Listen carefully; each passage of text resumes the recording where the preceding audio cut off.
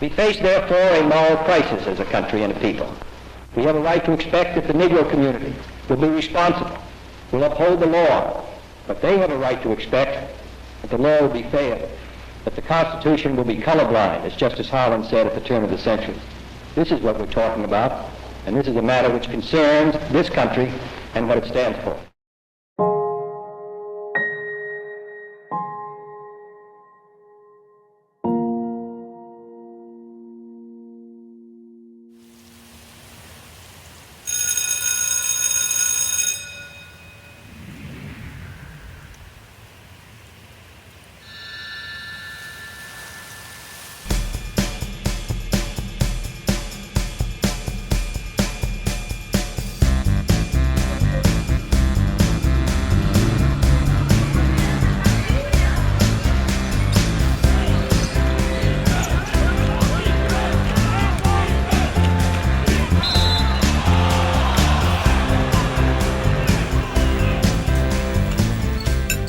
For 16 short years, there was a magical place, a true community, a safe haven, a place of family, a place of love and support.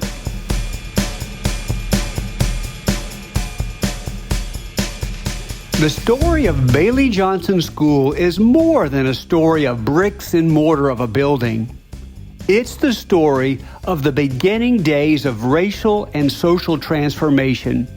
It's the story of pride and love of a community that made up Bailey-Johnson.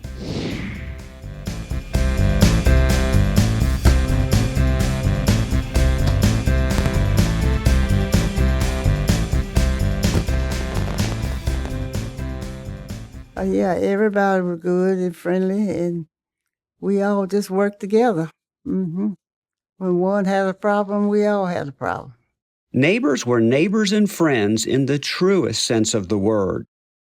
A lot of times kids participated in extracurricular stuff at school. They knew my dad got home from work at 4:30 and that we would be eating dinner at 5 o'clock.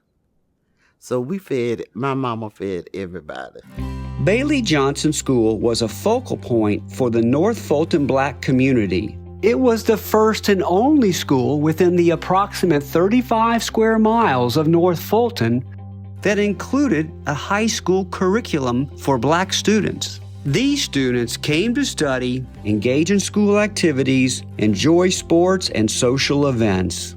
Bailey-Johnson was not only educating you, it was family. It was a family environment where you cared for each other. You looked out for each other and nurtured each other.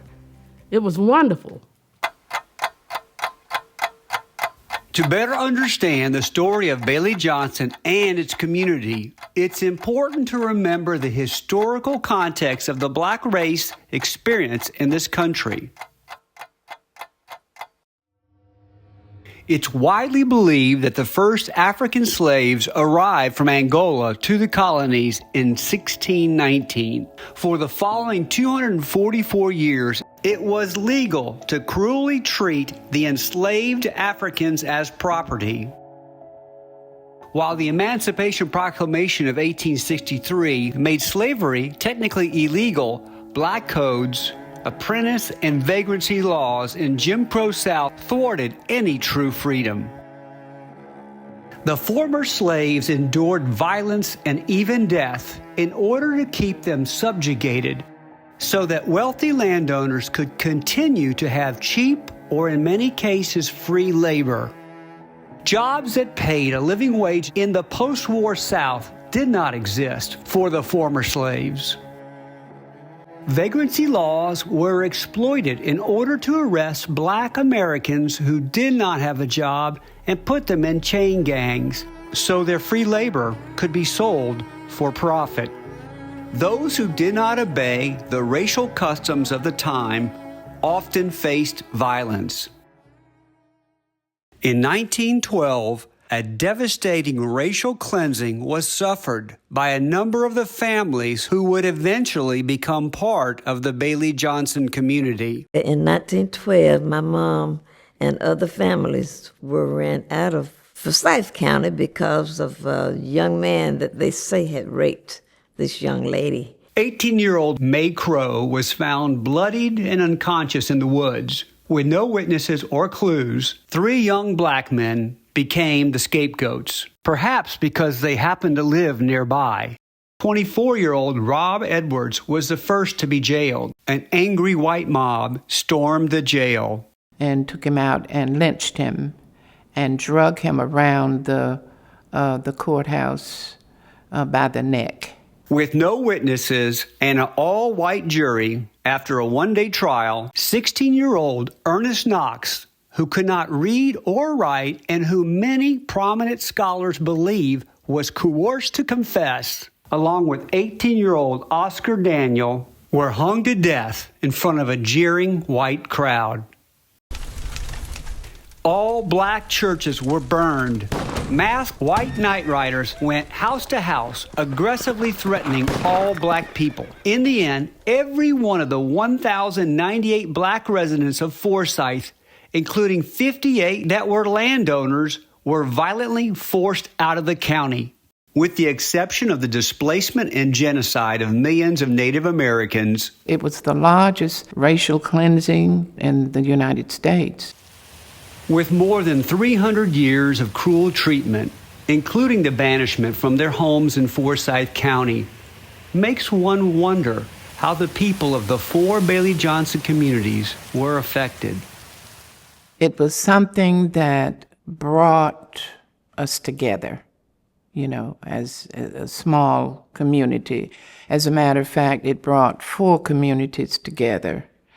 It brought Sandy Springs, Roswell, Alpharetta, and Duluth together. So many of us were relatives.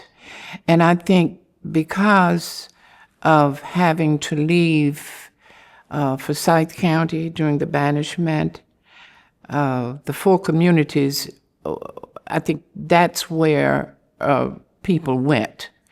They went to those communities, because they were close. My grandfather was a little boy when they ran all of the black people out of Forsyth County. He moved to Roswell along with a number of my other relatives. Some of his relatives, to prevent them being locked up in jail, had to go north to live. I recall as a young kid the Ku Klux Klan riding in Roswell. And my grandfather sat on the porch with his shotgun, because he decided he wasn't going anywhere else. Although the parents of the community did their best to shield their children from the horrors of racial terror, the young students who attended Bailey-Johnson still experienced racism. When my sister and I had to walk to school, we had to walk like 4 miles. There was these little white boys that would come by, and just being my sister and I standing there, they would pick up rocks and tell us, "Nigga, dance." They would throw rocks at us and tell us to dance. And I told Vera, "No, you will not. You stand there." And she did, but she was afraid. I can remember my mom and me getting the bus going to Atlanta. We would get on the bus and turn sideways to try not to touch the white people. If you accidentally touched one, not all, but some would say, "Get away from me, nigger," or "Don't touch me, you filthy trash." And we would proceed to the back of the bus, and on the way I would say, "Let's sit here, Mama." There were empty seats, and she would say, "Hush," and just squeeze my hand real tight and take me to the back of the bus. Plenty of racism to go around. You couldn't go anywhere at night. Better not be out past dark. Gets dark, you better be home. At the boys' club in Roswell, they would have dances and fish fries. And there was also a cafe there, but I wasn't allowed to go to the cafe. We went to the dances, and I remember a couple of times we were having a dance, and the Ku Klux Klan came and burned across the street from where the boys' club was. it was fearful because, we weren't doing anything but having a social, and they came in their attire and they burned the cross. We knew about lynchings and those types of things that probably some that never got recorded, some that people just disappeared. I worked in places that I could not eat once I got off of work. I couldn't go into the front door. I had to go to the side window, and order my food. Clans would come in one night, and we fed I think it was a wizard or something like that. It was about 30 clans that come in, and I'm the only black working in the restaurant. I was nervous. My boss made a comment that if I didn't stay in the line, the Clan would take care of me as a joke. And I replied to him, "You could take me home now." But he said, "Hey, I'm just kidding," And that was at Kokomola Drive-In, Alpharetta. We would use the bathroom before we left home, but if you had to go, the bathroom that was marked colored only, the stench was so strong it would make you gag and sometimes throw up. So we tried not to go. And I remember one day, as we came out the bathroom, my mom met one of her cousins in the store. And while they were talking, I decided I had to see what was in the bathroom marked white only. So I ran in the bathroom. It was so clean and smelled so good. I was looking around, and my mom ran in and got by my arm and dragged me out. She said, "Don't ever do that again. You are going to get me arrested." Now, when my mom and I would go shopping, we did go to places like Richards at that time, and Davidson's it was called at that time. But we couldn't go to the counters and eat. We had to buy it and go, eat it on the side. And even we couldn't go to the bathroom. There was no bathroom there. My mom would have to take me out down the street to go to the bathroom. It was degrading for her, but that's what we had to do. Naturally, parents want to prolong the sweetness of childhood innocence as long as possible for their children. Imagine how the parents of Virginia Manning, Sandra Blake, and Edith Evans felt when their children experienced the ugliness of racism.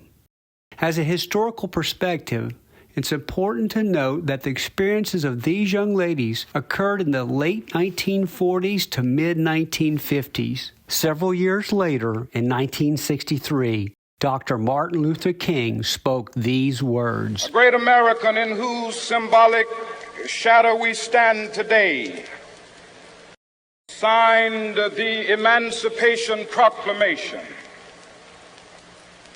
This momentous decree came as a great beacon light of hope to millions of Negro slaves who had been seared in the flames of withering injustice. But 100 years later, the Negro still is not free.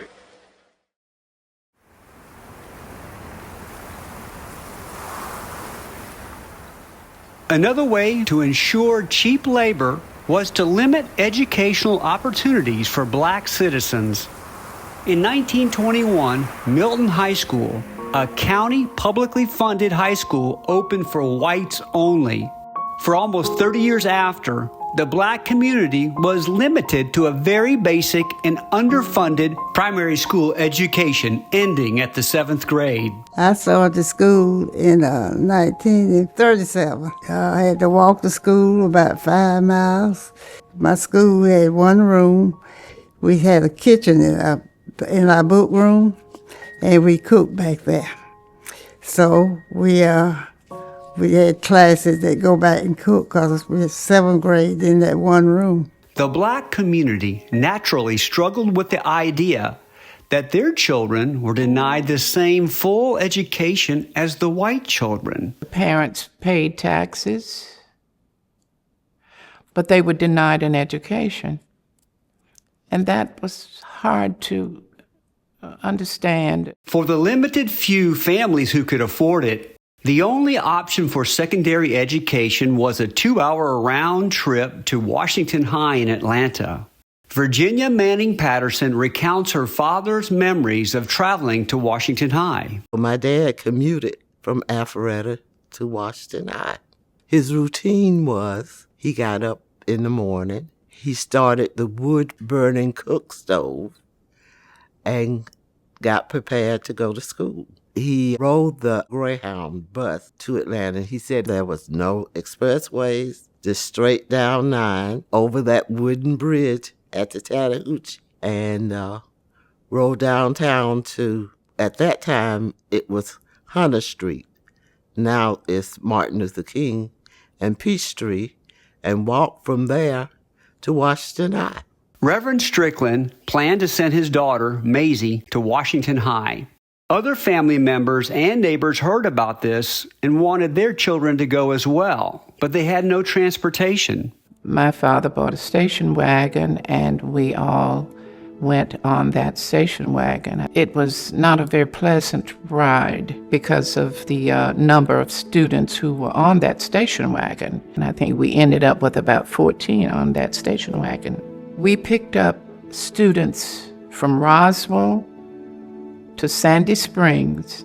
The ones that we picked up in Sandy Springs were my cousins. They, unfortunately, being the last ones to get on the station wagon, had to sit on the thing that lets down in the back. I don't know how we made it because that was illegal. And it was cold. The one sitting in the back, the gate was down, and it was cold. Ever since Milton High School opened for whites only, the North Fulton black community wanted a high school for their children as well. Washington High in Atlanta was not an option for the majority, and therefore multiple generations were denied a high school education. I think about that denial today and just how it affected the people who are descendants of those people today. Truly, it was unfair.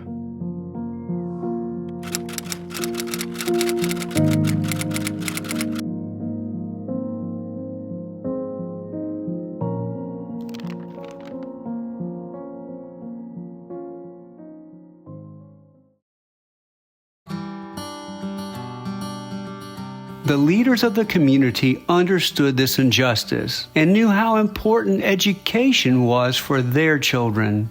For years, they tirelessly lobbied the Fulton County Board of Education to build a school for their community. My grandfather was very instrumental in Bailiey-Johnson because he taught himself to read and write by the Bible. Thank God for the Bible. And he insisted on his children getting an education. My father and Deacon Knuckles went to the Board of Education. Sometimes they'd be there before the doors opened. But when they went to the board and said, hey, we're tired of this being ignored. And my dad used to say, our little children are out running behind butterflies every day and your children are getting an education. They persisted. They did not give up. They did not take no for an answer. Finally, in 1949, the Fulton County Board of Education announced, in their words, a new county Negro school will open that will follow their policy of separate but equal facilities for Negroes. The school was built for $100,000. So as a result, we got Bailiey-Johnson. And the men that pushed for Bailiey-Johnson, it touches my heart still, because had they not did that, I probably would have only went 1st through 7th grade. But they wanted a better opportunity for the generations coming. Upon completion, the school, which housed 1st through 12th grades, became a point of pride and a cornerstone that deepened the bond of the North Fulton black community. Bailiey-Johnson was very special because it brought so many people together from different communities. Sheltonville, Sandy Springs, Alpharetta, Roswell. That was a lot of people, and they all knew each other. I think the reason Bailey-Johnson was special in the community because it was like one big happy family. It made us feel like we belonged. We have a school. This is our school. And the teachers, it was a personal thing. Teachers went beyond the classroom. You know, teachers taught all they knew. All the adults, including the custodians and the cook, they were nurturing. They were there for our better results. They wanted us to be educated to have a better life than they had. The teachers were excellent. They were patient. They would give you scenarios so you could compare to things that they were trying to teach. And they did everything in their power to make sure that you learned if you wanted to learn. They also taught us what to look for in life, what to expect in life. Life is not always fair. We were in the Jim Crow era.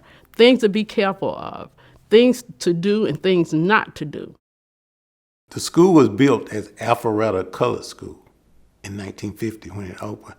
Now, in 1953, the senior class didn't want to graduate from Alpharetta Colored School. They wanted a name for the school.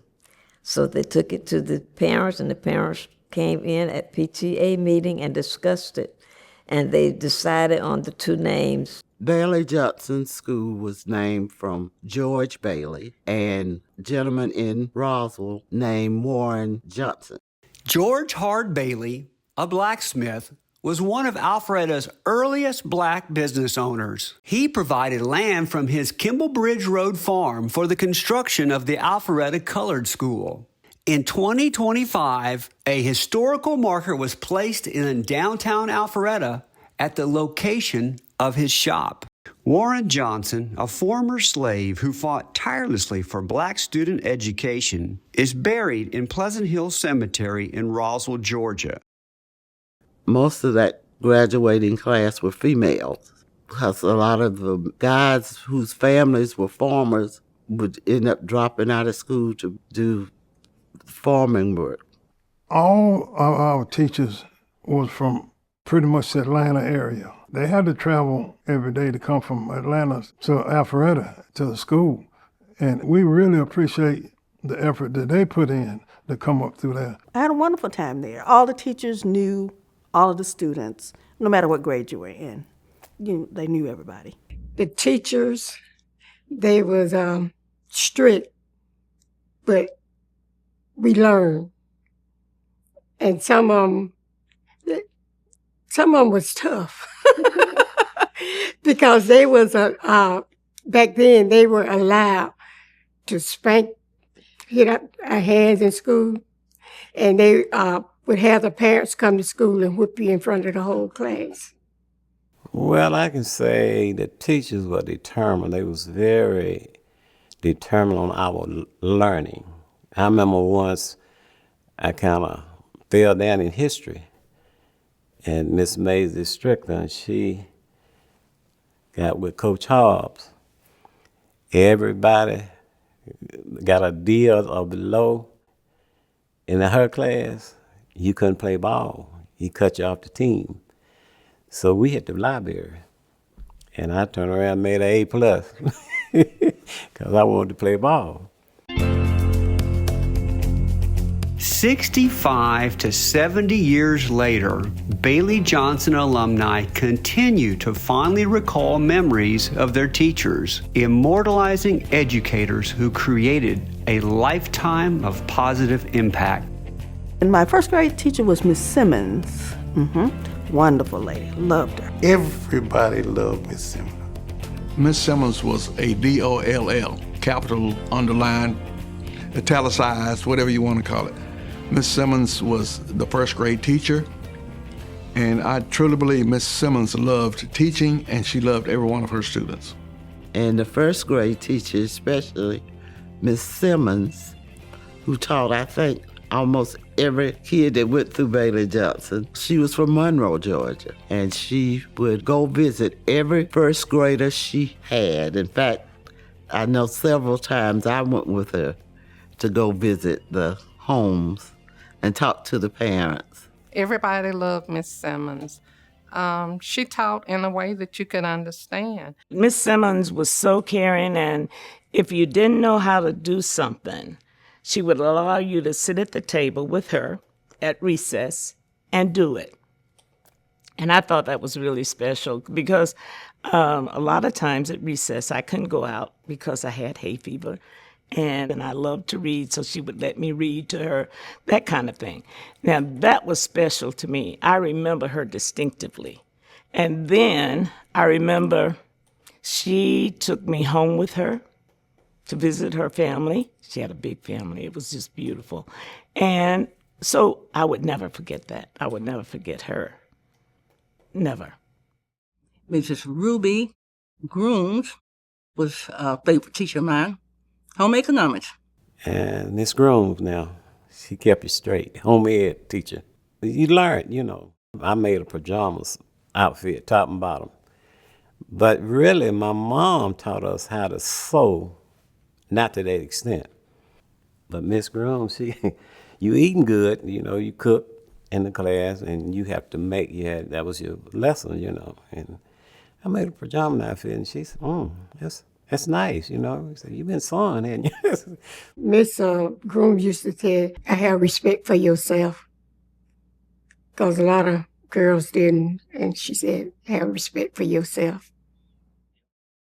Miss Bush taught science at Bailiey-Johnson. And Miss Bush asked, I was in the 9th or 10th grade, asked my dad if me and another young fellow could go spend the weekend with her and her husband and her mother in Atlanta.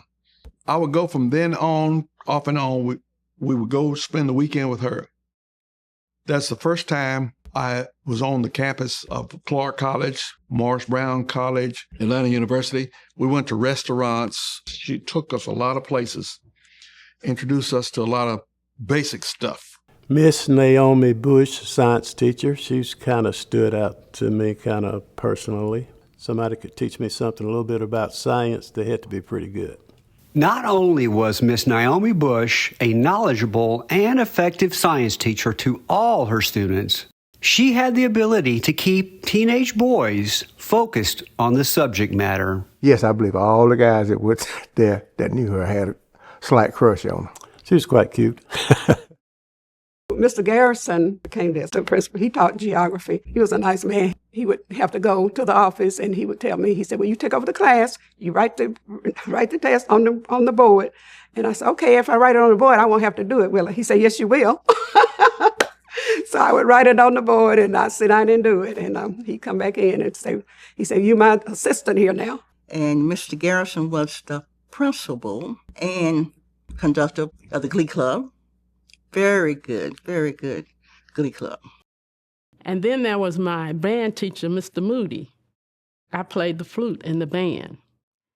And Mr. Moody was nice, but I felt like he was picking on me. He would give me all these hard parts to play, and I would be in tears. But I would learn the parts. I would learn how to play them. I would practice and practice until I could master the piece, and then I loved him. There was Miss Ellis. Oh, my God, Miss Ellis. Miss Ellis was a beauty queen. She was a wonderful lady. She was a beautiful lady. But she spoke as if she might have been from somewhere else, not the South. But I remember my 2nd grade teacher most of all, and mainly because there was a picture we took in the 2nd grade where they taught us how to go to the store. They had a little building in the back, and we had to learn how to make change in that 2nd grade. My first teacher her name was Mrs. Jackson. About 2 years after I was there, she became Mrs. Carmel. Very, very loving, sweet teacher. Mr. Cochran was my 7th grade teacher. He was smart. He was a no-nonsense teacher. That was my first male teacher, and I was actually initially terrified of him because he did not play at all. And he also helped to tell us about life in general and what to expect going to high school. So I appreciated him for that. And it went from a terrified to actually loving him by the time I went to the 8th grade. Miss Maisie Strickland was the first teacher who grew up in the community and graduated from Bailey-Johnson. In 1954, when I graduated from Bailey-Johnson, 2 of us from my class went to Spelman College. I did graduate and come back to Bailey-Johnson. When I was interviewed for the job by the principal of the school, I was asked if I thought that I could handle it, because you have a lot of relatives here, you have friends here, next door neighbors here, that kind of thing. And I said, sure. Miss Strickland was my 8th grade homeroom teacher, and she was an English teacher. And I knew her because we went to church together. She was the choir director and the pianist. And I was a little bit hurt because I already knew her. I figured I would get a little favoritism, but I respected her for treating everybody the same. And she was really smart. She was a teacher that she wanted you to cross every T and dot every I. The year that I was made Teacher of the Year, that was something that warmed my heart.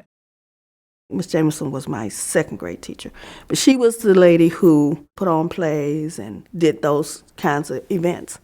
And she always wanted me to be in the plays. So she was very influential in my life. I remember in the 2nd grade, I had broke my wrist. I was chased by some bullies on my street, but the kids were kidding me, saying that I would have to repeat the 2nd grade because it was my right hand and I'm right-handed.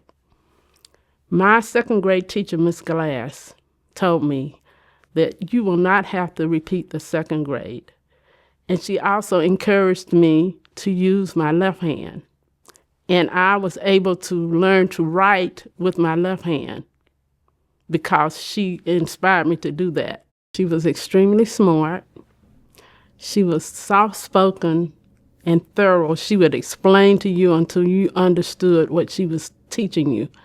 And she loved children and she loved teaching, and you could tell that she loved her job. The first Boy Scouts troop in North Fulton was a black troop that was started by Alexander Knuckles Sr. and Jr. Jr. had just gotten out of the military, and that's the job his dad wanted him to do, start a scouting program. And his wife was a Cub Scout mom, and they both ended up getting the Silver Beaver Award. It's the most prestigious award you can get as a leader of a scout troop. Well, our scoutmaster, Alexander Knuckles, we all addressed him as Scout Sooty. And him and his wife, we brought us up from Cub Scout, Boy Scout, Explorer Scout. My grandfather started a scout troop in Roswell, the first scout troop in North Fulton County. And it's still an active scout troop in my church today, Troop 206. And we were in the Boy Scouts. We went to Philmont Ranch in New Mexico. We went camping. We went to summer camp. But the Boy Scouts was very active, and I'm proud to say they're still very active now. One of my favorite teachers was the principal. He became the principal later on, was Mr. Garrison. My uncle asked him to be an assistant scoutmaster. The Boy Scout members were from various communities because Mr. Garrison allowed us to meet at the school. A lot of the young boys in the school became Boy Scouts as a result. I think the Boy Scouts really taught me a lot of life skills that helped in the military also. Well, our scouting program was excellent, really, because it given us a highlight on life, especially going into service and stuff like that. We was taught the marches, the counter marches, camping out. We camped out. We went to camp every year. And very special to me, if your parents, it was kind of poor. But if your parents didn't have all the money to send you to camp, Scout Suit always seen a way to come up with it. And you went to camp, and great experience, very great experience.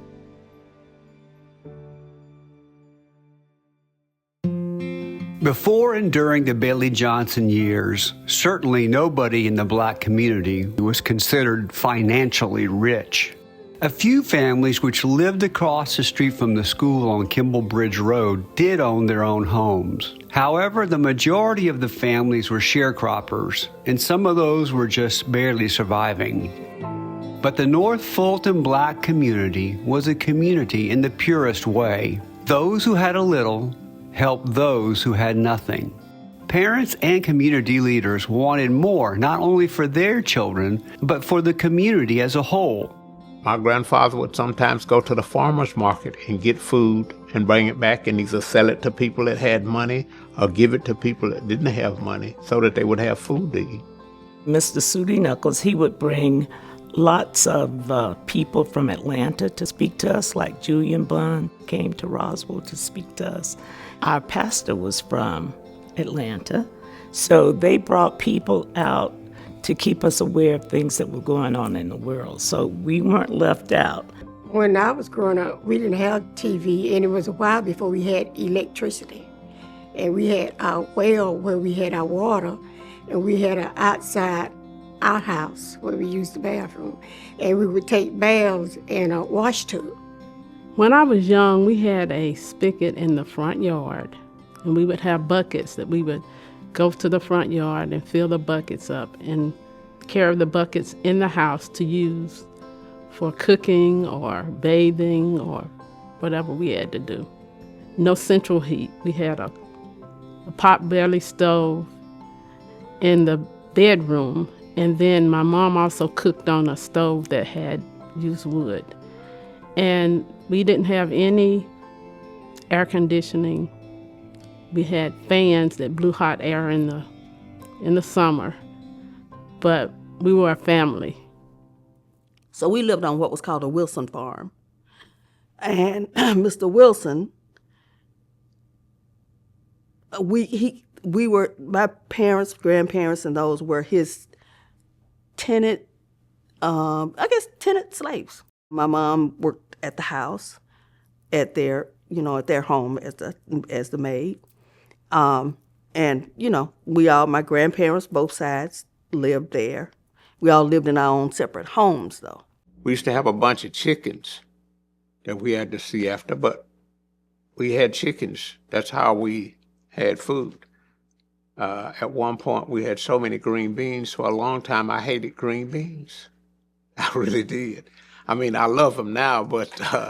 The Bailey-Johnson community was a caring community.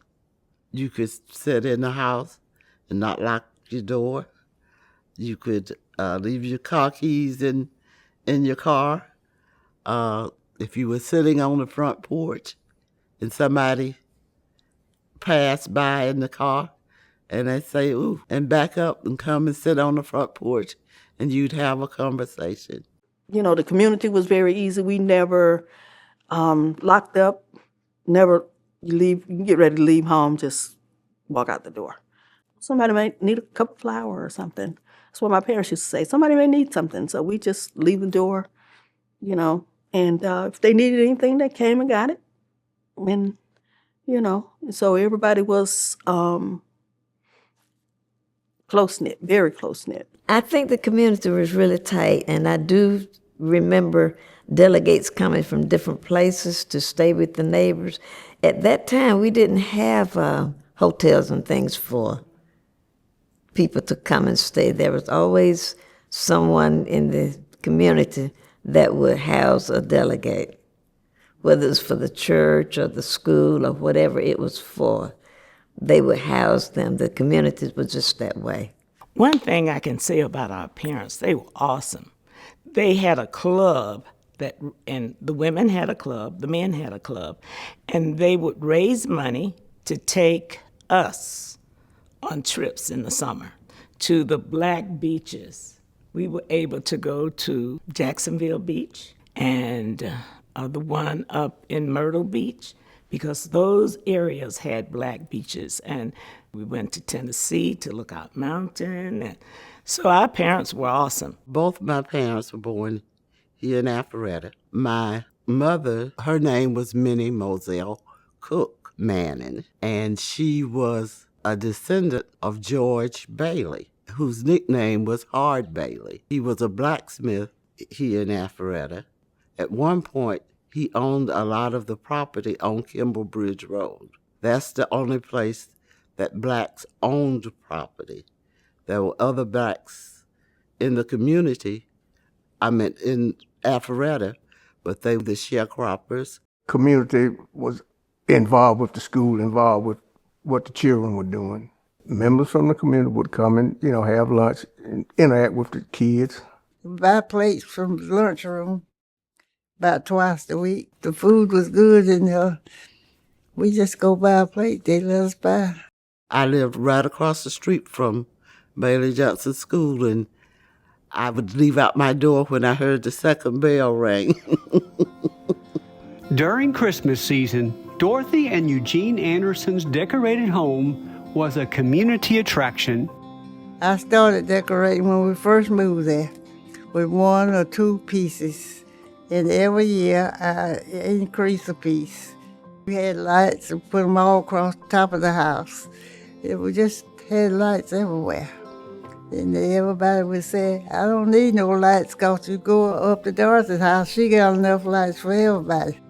Before I even started to school, me and my sister Doris Nadine were on program at the school. One of the teachers had us doing a ballet routine. And we had our little tutus. You could tell us anything. We just thought we were all that.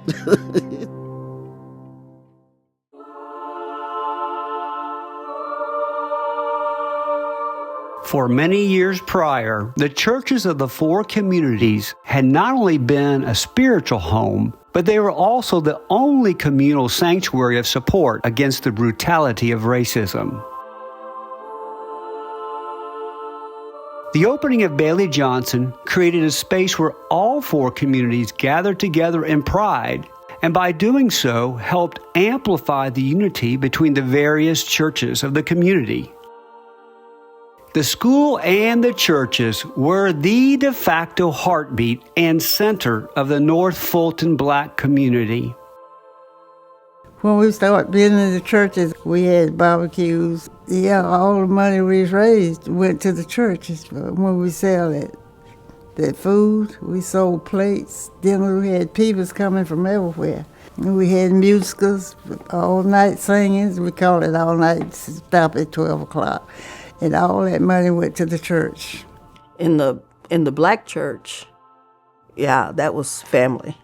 We had very close relationships in the community, and because your church was your other home. All of the churches, there were Pleasant Hill, Zion, Clear Springs, and St. James. And whenever there was a program or anniversary, everybody participated at each church. And at that time, they only had church like once a month or every 2 Sundays. So there was always room for each church to visit the other. And they would all participate with each other. Like on the 1st and 3rd Sunday, Zion might have church. If there was something going on at their church, they would invite Clear Springs and St. James, and they would go, and they would donate. And our choirs would go from one church to the other and sing whenever we were invited. I joined Clear Spring Church about 65 years ago. It's on Cummings Street. And then we moved over to Kimball Bridge on, I guess it was in the 60s, I don't know what year. And we worked hard to pay for the churches. But I was baptized in the pool down there on Cummings Street in the 3rd Sunday in September. I guess I was about 21.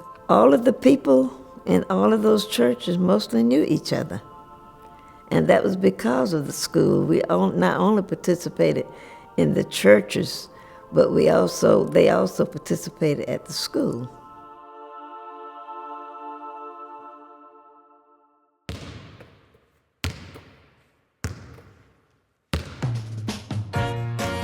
Basketball was more than just a sport at Bailey-Johnson. It was the most popular extracurricular activity and a major social component of the community. Synonymous with basketball was the beloved Coach Hobbs.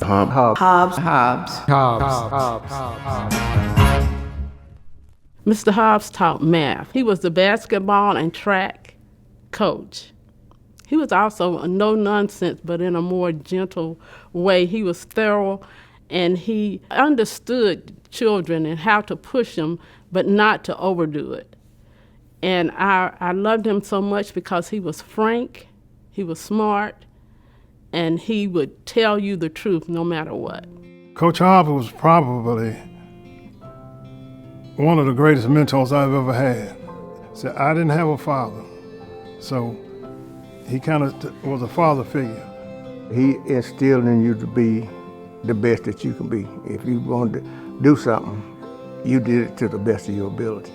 He was a good male representative, you know, for at school.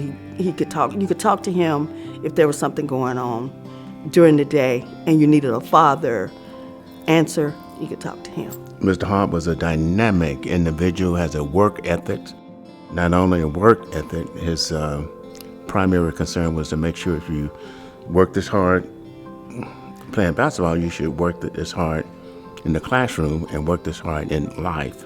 I mentioned to Coach Hobbs one time about maybe I'll just buy me a new car and not even think about schooling later on, and he encouraged me to continue my education. And from that point, I learned that education gave me the ability to buy several new cars. Coach Hobbs was my favorite teacher. I liked him because he seemed to care about the students. I was a new student here at the school. I didn't know anyone, and we lived sort of out from the school, out on Johnson Ferry Road. We were just bus staff Alpharetta. So when I got to school and he met me, he wanted to know if I wanted to be his scorekeeper for the basketball team. And so I got to go on the bus trips with the team. I got to meet new people, students. So he's my favorite teacher because I came and he just sort of made a way for me to meet people. And he was one of the best conditioning coach that you could ever have. There was a bridge about 2 or 3 miles down Kimmer Bridge, and we would leave school and run from the school to the bridge and back. And then when we come back into the gym, he had folding chairs all around the gym, and then we had to run and jump over those chairs. Never touched the basketball yet. Conditioning came first. And we would get so tired sometimes, a little under our breath cuss words. We thought he was trying to kill us. Mr. Hobbs would run us. You would run at least an hour before you touched the basketball. And he would have us squat and do the duck walks back and forth, back and forth. And he would have the boys run and jump over chairs, and we had to weave through the chairs. And I remember one time he had us doing that duck walk so long, when I got ready to go downstairs to the gym, my knees gave out. They were so tired. But it made us stronger players.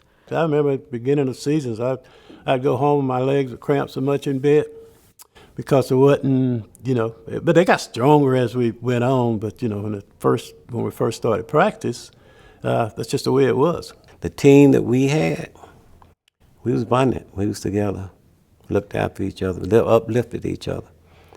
I know once I missed a couple of practices and went to practice the following. After those 2 days, I ran for 2 hours straight. And he set the clock on me. And I ran so long, I couldn't stop running. My teammates come up and said, "Man, you stop running now." Because he said, "You done ran in 2 hours." The clock went off. But he was just like, he was hard, but it was for our benefit. Coach Hobbs was the girls and boys basketball and track coach since the inception of the teams. As game schedules increased, he needed help chaperoning and coaching the girls. The school superintendent asked new teacher Maisie Strickland if she could help with the girls' basketball team. I had no idea that I would be asked to coach. I said, I know a little bit about the game, but I was not really that involved, just playing when I was in high school. As a matter of fact, we had to play outdoors. We wore blue jeans. He said, Mr. Hobbs will help you. He said, he's had them all these years. He'll help you along, When I first started, he was the girls and boys coach, but Miss Strickland came in, and she started coaching the girls' team. So they kind of coached together. The basketball game was so popular. Everybody all over would come to see us play and support us. And that was one of the social functions of the North Fulton community. Coach Hobbs and the team had a goal of winning a state championship, but there were challenges. We were all small kids. We used to get beat 9th, 10th grade pretty regular. We was handicapped. We were small. We was 5'7", 5'7", 5'9", 5'10", 6'1". That was it. Each year, the team won more games, and in 1965, they made it to the state championship game against perennial league power Ralph Bunche High School. The school was named in honor of Ralph Bunche, the first African American to win the Nobel Peace Prize. We was determined we weren't going to lose this game because we knew this was an opportunity. We forced their best player. We forced him out of the game. We fouled him out. We were losing with a minute and a half to go in the game.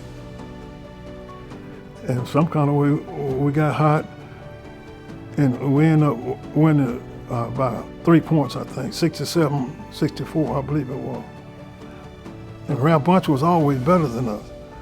And when we came up to their level, the last 2 years, and that was the greatest moment for me to beat them, be honest with you, that I ever had.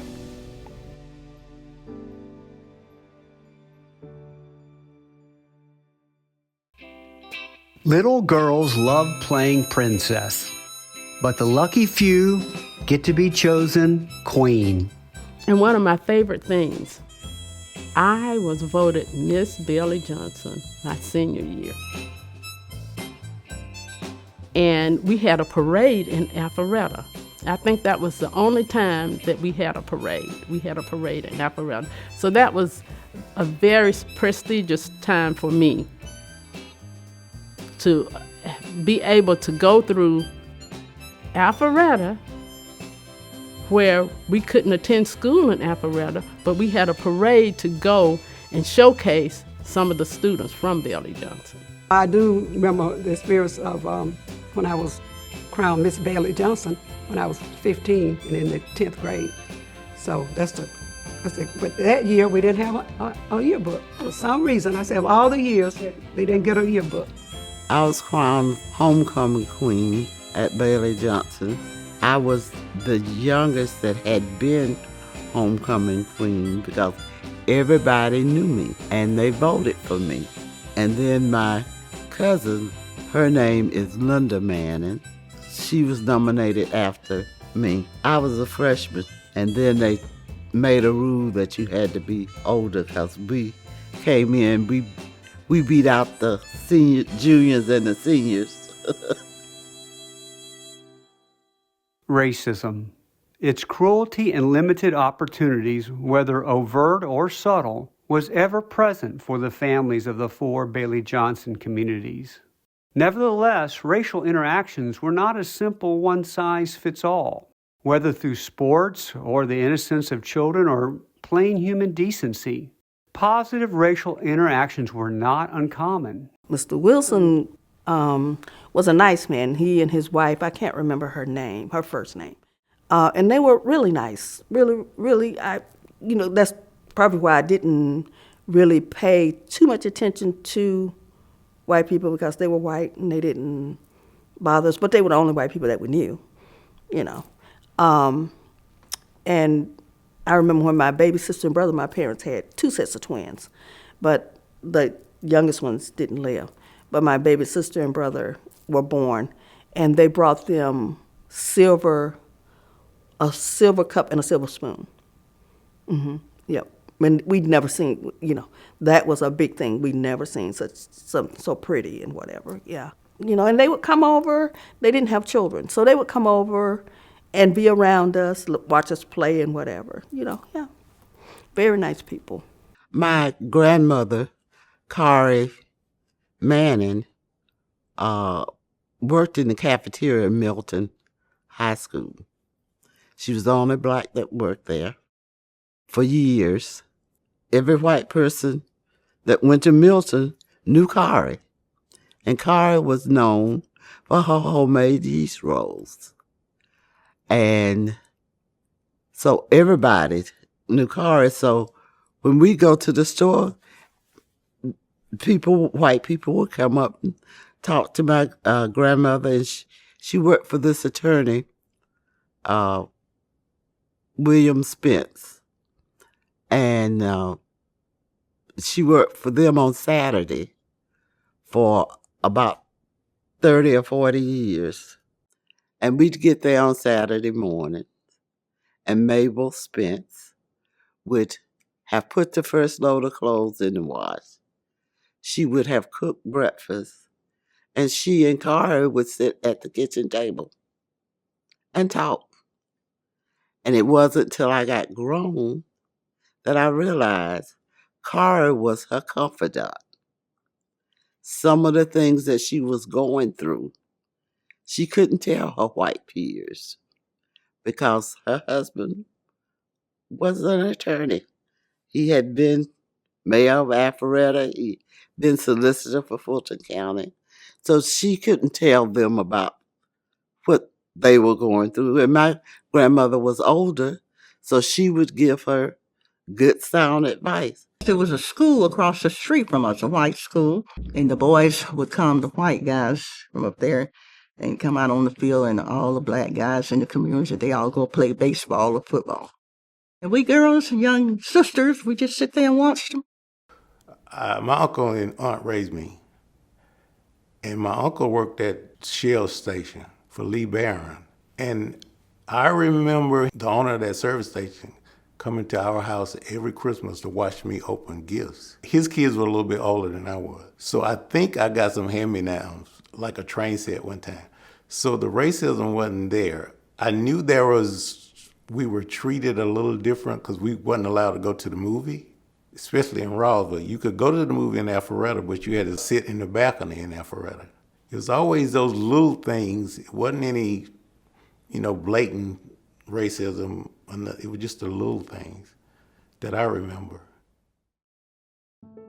Bailiey-Johnson played matchmaker to a beautiful yet improbable lifetime-long love story.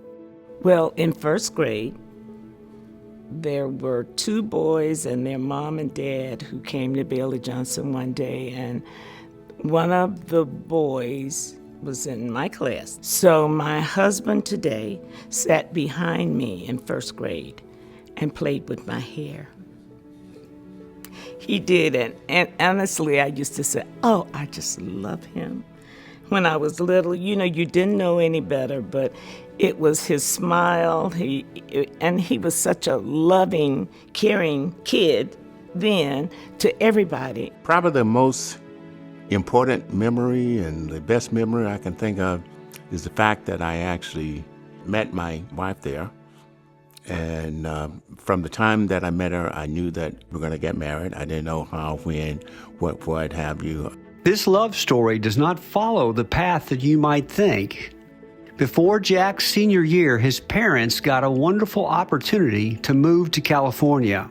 The high school coach there asked Jack if he would like to play football. Well, I said, sure, but the God's truth, I never touched a football in my life. Never saw a game on television. Jack went on to star on his high school team in both football and basketball. and then on to more success at Santa Clara University on a football scholarship. Later, while living in San Francisco, he happened to browse through a Jet magazine. And I was going through the Jet book to, keep up on everything. I saw this nice looking lady. I said, her name is Peggy Lovelace Jefferson. This is the Peggy, that I know. So I said, she is a homecoming queen. And I said, what I'm going to do is I'm going to call her. And I tried calling the college they didn't know, and they transferred here and there. And then I finally got hold to her, and I told her this was Jack. Oh, hi, Jack, how are you doing? And I told her what I was doing. I was enrolled in San Francisco State, and I just saw her picture, and it looked good. It just brought back memories. And I said, all of this time out here, I have never found anyone that I really, really like. And I realized how much that I really like you. I never had the nerve to tell you that. And I said that, would you marry me? And she thought I was crazy as can be. So when she realized that I wasn't kidding, she said, well, I would love to, but she was engaged, So as it turned out, she married someone and I married someone. Fast forward several years later, and now both Jack and Peggy are divorced from their prospective spouses. I actually was employed at Ohlone College. They sent me on a conference, of all places, to Atlanta, Georgia. So when I was in Atlanta, I wasn't that far from Roswell, so I called her and told her that I was in town. And she said, really? So I asked, would she have dinner with me? She said, yes. Where are you? I told her someplace. So she found it. And then, we went out and we had a dinner. So then she was telling me about her divorce and telling me that the reason she said no at the time when I called, her mom said, God is not going to bless you if you have promised someone you're going to marry them and then you don't. But she said, deep down in my heart, I want to marry you. So I said, okay. So after that date, we dated on the phone for a year. And after a year, we decided to get married. 35 years later, we got married in 1992. And it's been wonderful ever since. A year prior to Bailey-Johnson's closing and mandatory integration of her students, parents and their children were given a choice. I guess it was 1966. We had a choice. When my mom talked to the three of us, she said, it's up to you. If you want to stay at Bailey-Johnson, that's fine with me. But if you want to go to the schools in Roswell, that's fine. So me and my oldest sister told her we wanted to stay. I had great teachers at Bailey-Johnson. I remember all of their names. The teachers at Roswell, I really didn't. It was two that stood out, and that was Mr. Manus, which he was my basketball coach, but he was like a mentor. And I'm not going to call this second teacher's name. She failed every black person that she taught, and it was health.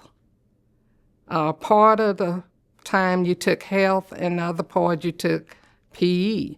The health part, she failed every black that came through.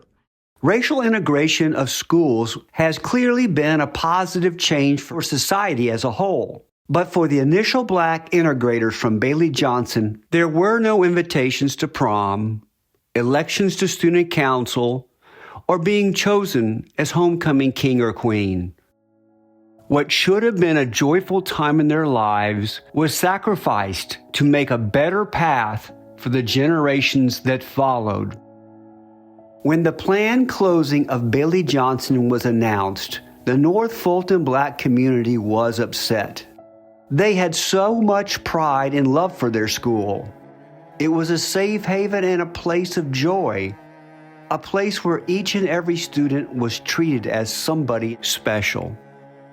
How would they be treated in the white school?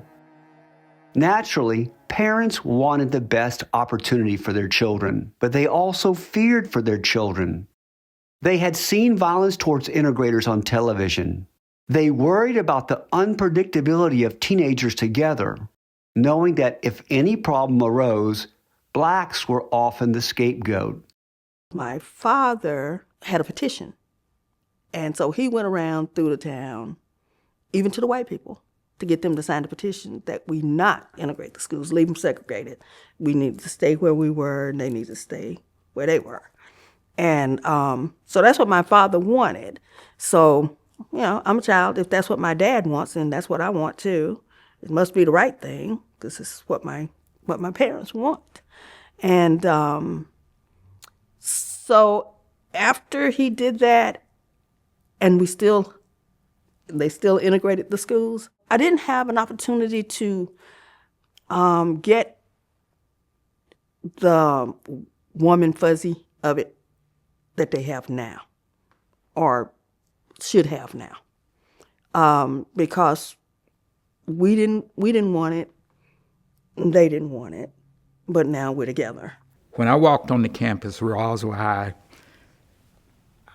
along with my parents, they was petitioned not to close Bailey-Johnson.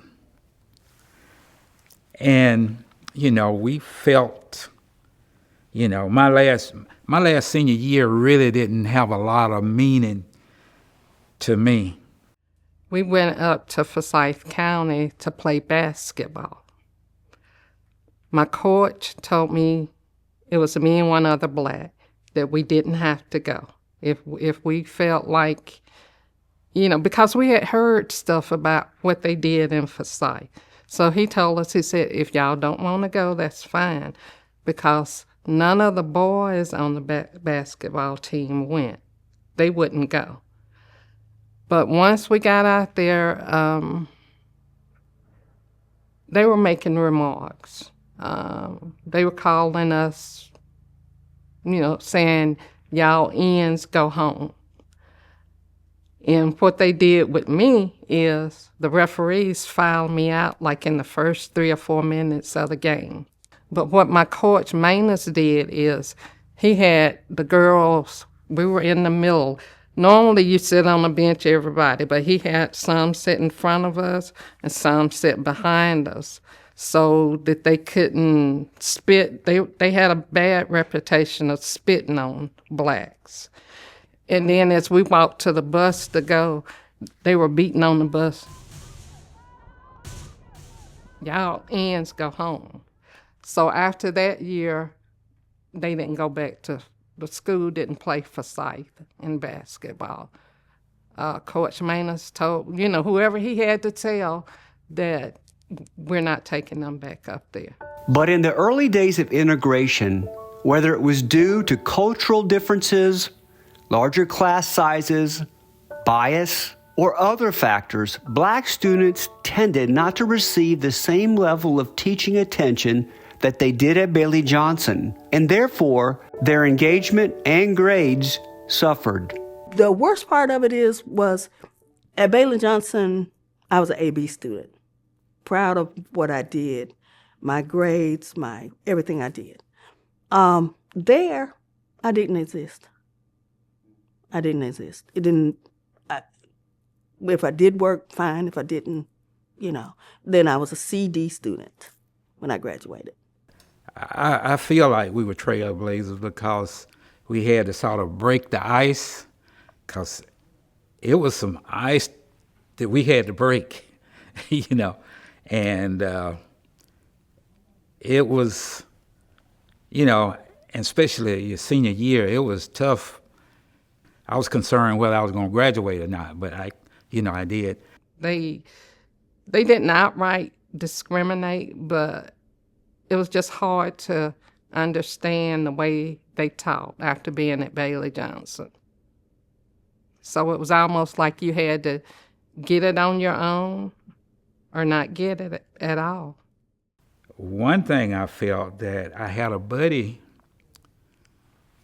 one of the best basketball players on the team at Roswell High, black guy, And after winning all those games from Roswell High, he didn't graduate and didn't go to summer school, so he never did get his diploma. And that was sort of disturbing to me, that you win all these games and you didn't have somebody to really push you and say, hey, come on, let's get this diploma, because without that diploma, I mean, you pretty crippled. At Milton, we were at school with kids from Forsyth County. They would ask you questions like, what do you all eat? How do you get your hair like that? White boys were fascinated by black girls. They had to touch you and feel you and see what your legs feel like, and all of that. So I had to, deal with all of that. And then I'm in the classroom with a teacher, with an instructor who doesn't see anything. The Bailey-Johnson integrators at Milton and Roswell experienced a range of interactions. A few of the white students were openly racist, and some just did not engage the black students at all. But there were others who treated the integrators in a positive and friendly manner. And a lot of the white students, the girls that was in my class, they accepted me. One year, Roswell High went to the state champion in Macon. And one of my white friends, she was sort of well off. She had a car. I think I was 16. And she went over to my mom's house, or our house, and asked my mom, could I ride to Macon with her? Because she asked me, did I want to go? And I said, my mom's not going to let me do that. And she said, well, let me come over to your house and I'll ask her. And she let me go. The 1896 Plessy versus Ferguson Supreme Court ruling took away black citizens' short-lived freedoms of Reconstruction and ushered in the Jim Crow era with the dubious doctrine of separate but equal. But what I did find out, you say separate but equal, we didn't have near the equipment or the resources, the opportunities. The opportunities was great had I went there a couple of 3 years, I figure. I have seen the horrors of Alabama and Mississippi and those schools when they integrated those schools. I didn't have that. Eggs thrown at me, and the police at the school. I didn't have that, and I'm grateful to God that I didn't have that. The experience itself was bad enough. I wish I could have stayed at Bailey-Johnson because it was more like a family. When I went to Roswell High, it wasn't the same atmosphere. If I could live my life over the way that I thought I would when I was younger, I would have graduated from Bailey-Johnson. I would have been one of the queens. I would have probably went on and studied, being an actress or doing some talk show or something, but being somewhere in the camera.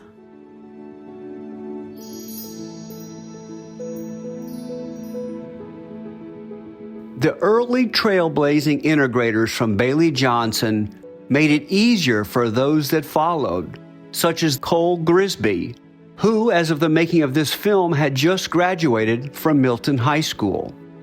I wanted to get as involved as possible when I got to Milton, so I joined the student council and I joined the Black Student Union. So sophomore year, I was very active in those clubs, especially because of how involved they were throughout the school. And then junior year, I joined Amnesty International. I was a part of the track team, the cross-country team, and then most recently, senior year, I became leadership in student council. The words I want to describe the integrators, the people who integrated from Bailey-Johnson, is definitely trailblazers. I think that's the only thing you can really, or that's the big thing you would consider them. I mean, they paved the way for all the students in my area and me to be able to be integrated in high school and have access to a lot of the same resources and opportunities as a lot of our white peers. And I know it was definitely difficult going in, but I just want to say thank you to them. Remember, in 2 years, we didn't lose a game in this building right here. It's Bailiey-Johnson Lounge. Do you know about what year that was? 65 and 66. Didn't lose another game. We always, for a long time, we was the Davids of the basketball world, but we become the Goliath. All right.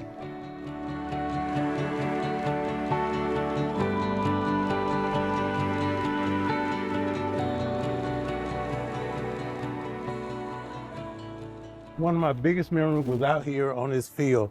Our class, 7th grade, graduation. After the graduation, we had a luau. I didn't go to the luau. I didn't want to go. So they decided to talk to Mr. Hart. Mr. Hart let me come out and play softball with the high school. And that was my luau out here. And I remember when this was the track area where we practiced track out here. We had one of the fastest guys in the state run for us. His name was Lewis Cook. And that's one of the great memories I have of this field out here. Other when I used to skip class over the hill there. When Bailey-Johnson won the state basketball championship in 1965, there was no city ceremony, parades, or handshakes with the mayor. But 58 years later, in 2023, that all changed. We are here tonight to honor the 1965 state basketball champion, Class B, from Bailey-Johnson High School.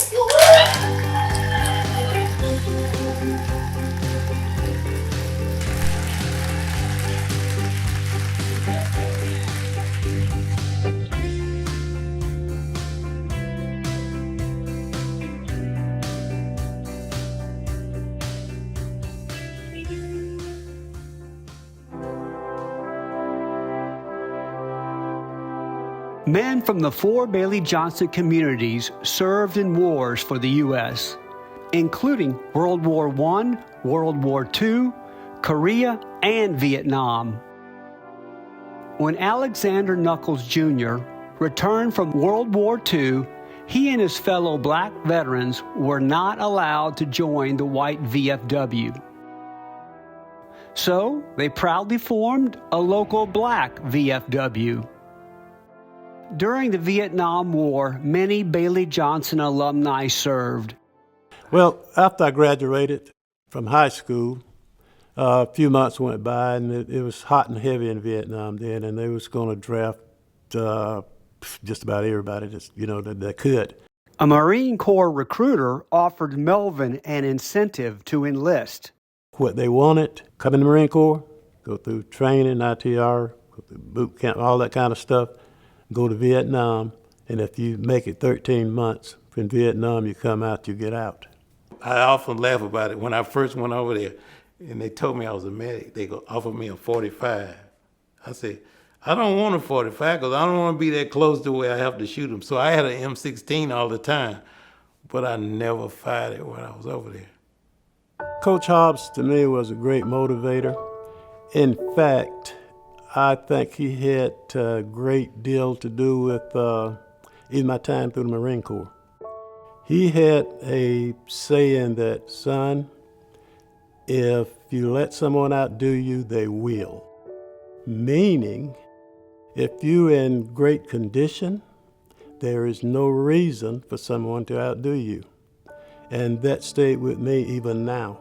And all through the Marine Corps, even through boot camp when we would run, the DIs didn't have to do physical push-ups and all that kind of stuff, but they had to run with us. And I remember running and running. I look over at that guy, and I said, if he run from here to California, we'll be right here singing cadence with him. 3 of my older brothers were already in the military. 1 was in the Army, 2 was in the Air Force. I came home from work one Saturday, and I had a greetings note. It really does say greetings. You are hereby ordered to report for induction into the armed forces of the USA. And I said to myself, I don't want to go be a ground pounder. I'm going to go join the Air Force. And I went and joined the Air Force, and they took me right in. I was over there 12 months to the day. I got there May 10th, 1968, and May 10th, 1969, with one month left, I was wounded. About 3 o'clock that morning, they came up that ridge, up that hill, and they started throwing hand grenades. And I jumped up, turned around, one fell right there, and was spinning, and said, poof, got me right there. I thought I didn't know whether I had a leg or not.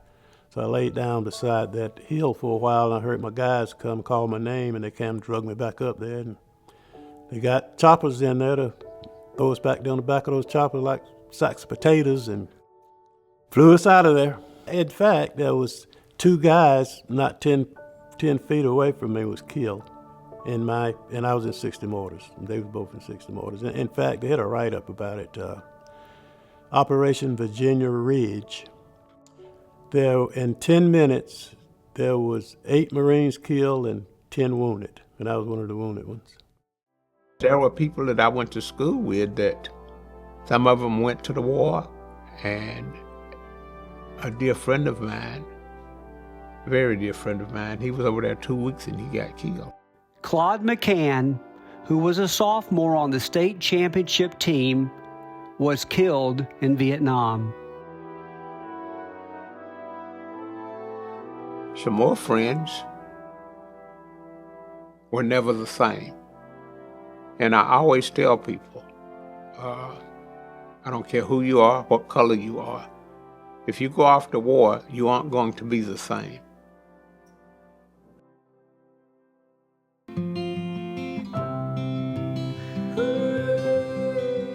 Yeah, you know, fellas, the memories of Bailiey-Johnson School will last forever. It's something we won't ever forget. Yes. Forget. Yes, sir. You remember back in the days, a lot of mischievous young men, we would take a teacher's car that was parked in this area right here, and we'd turn it so he couldn't get it out. That was Mr. Cochran, wasn't it? Yeah, Mr. Cochran was the teacher that right over in that hole right there. A nice place to pull a Volkswagen in, but it's hard to get out. Right. Yeah, I remember that. I was not a party to it, but I remember it. Yeah, I remember 7th grade, Mr. Cochran's class. One of his punishments was people that couldn't get them to shut up. They would send them out here in this area, down at the end, to get onions and dig them up and bring them back in the class. They had to bring so many back in the class. You mean right down in that corner? Yeah. Okay. You know what? I remember that. And the memories were not pleasant. But, you know, it is what it is. It was what it was. Some of us don't like onions to this day.